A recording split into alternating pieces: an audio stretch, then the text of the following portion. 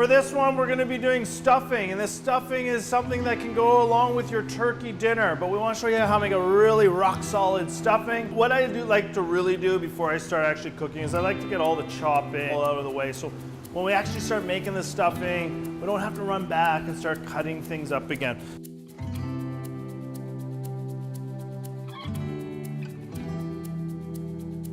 So everything is chopped, we're ready to make the stuffing.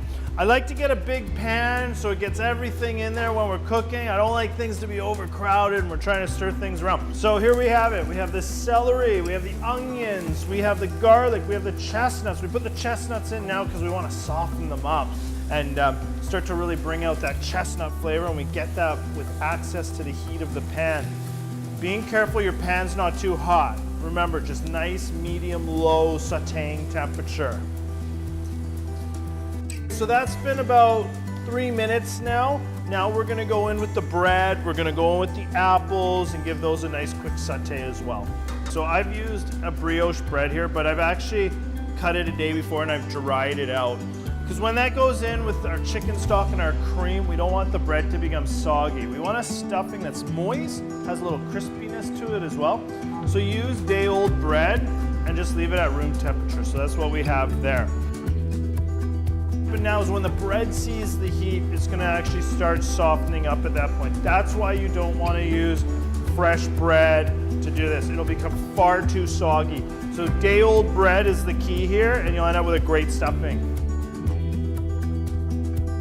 I like to use some chicken stock, and I like to use a little bit of cream. The cream just kind of gives it more of that richness and just really brings that bread together to stick to the apples and the chestnuts. So let's put that in.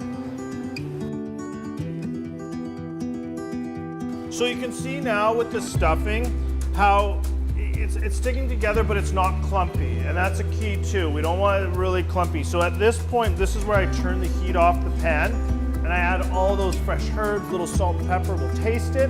Whether you're gonna stuff the turkey with it or whether you wanna bake it on the side, entirely up to you. Whatever you prefer, everybody has their style. Here, I like baking it on its own because I want the bread to start to get crispy on top and everything stays moist on the bottom. So I bake it right in a regular pan. It doesn't, or you could use a casserole dish, and we just put everything in and we're gonna press that down. This goes into the oven at 400 degrees.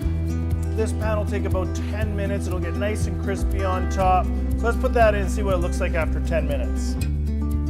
There we have it. That's stuffing, dig right in, crispy on top, moist on the inside, the way stuffing should be.